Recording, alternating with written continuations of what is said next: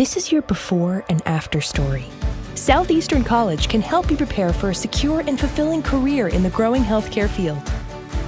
We offer a wide range of careers to choose from, so whether you want to be a medical assistant, medical billing and coding specialist, nurse, surgical technologist, or another healthcare career, we've got you covered. Become a vital part of a healthcare team and make a real difference. Southeastern College, your future is bright. Visit sec.edu to get started. Hey everyone, welcome back for another deep dive.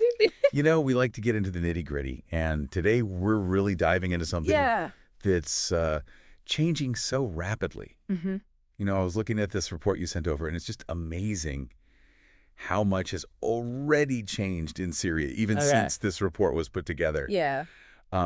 So Syria, like a deep dive into what's happening right now with this rebel offensive. I mean, it feels like it came out of nowhere. Well, yeah, it's been, what, 13 years now of the kind of tense stalemate. And, you know, it really was a fragile piece. And this offensive has just shattered that. Yeah, so I guess, like, what makes this offensive so significant? Because there have been offensives before. Right, yeah. So I think, you know, Aleppo falling to the rebels just a few days ago. Wow. That's huge. Yeah. You know, Aleppo is considered the economic heart of Syria. Really? You know, it was a major industrial center before the war. So for the Assad regime to lose control of that is a massive blow. Yeah. Both economically and symbolically.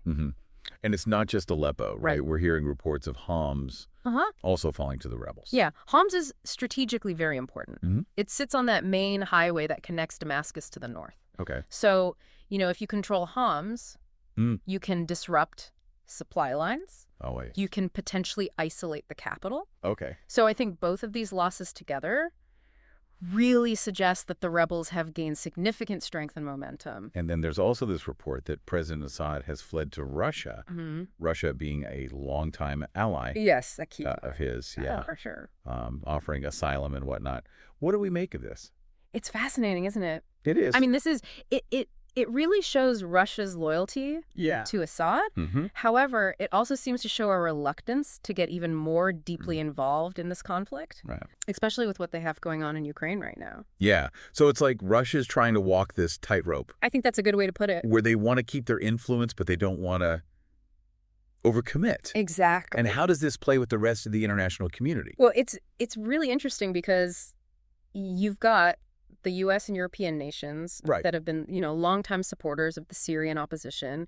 They see this as an opportunity to push for a democratic transition in the region. Okay, so if Assad's out of the picture, is that just an automatic green light for a stable democratic Syria? Well, that's a million-dollar question, isn't it? Yeah. You have to remember that Syria has been just fractured by years of war and internal division. Yeah. So even if the rebels are successful in a fully ousting Assad, the challenge of establishing a unified functioning government is enormous. Yeah. I mean, there's a very real risk of a power vacuum emerging, and that could lead to even more chaos and instability. Yeah, and you know, it's so easy to get caught up in the politics of this and forget about the human cost here. Yeah. I mean, the Syrian people have been suffering for years. Yes. And this renewed conflict just is deepening the humanitarian crisis. Absolutely. I mean, we're talking about millions of people displaced from their homes,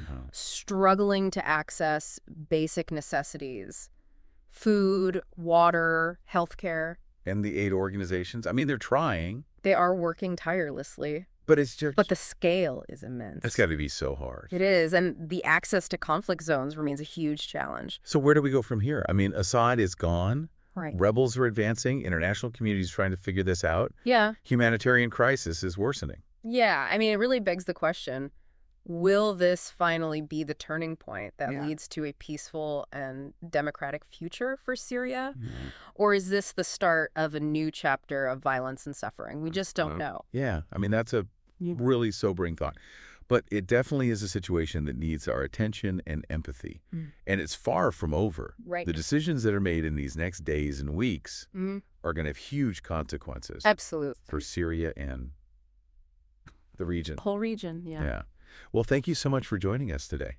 Thank you for having me. And we'll be watching this very closely. Absolutely. And to keep you all updated as things progress. Sounds good. Take care. Today is your lucky day.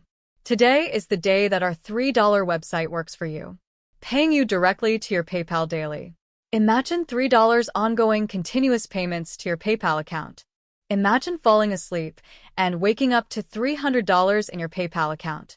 How would this make you feel? How could this help you? What bills could you pay? What kind of fun could you have? What does that retirement look like now? All for a one-time payment of $3. This website is DFY done for you, fully built and completely hosted, and never stops collecting payments for you. You have spent $3 on coffee on a regular, but that coffee won't help you create multiple streams of income. Click the link below.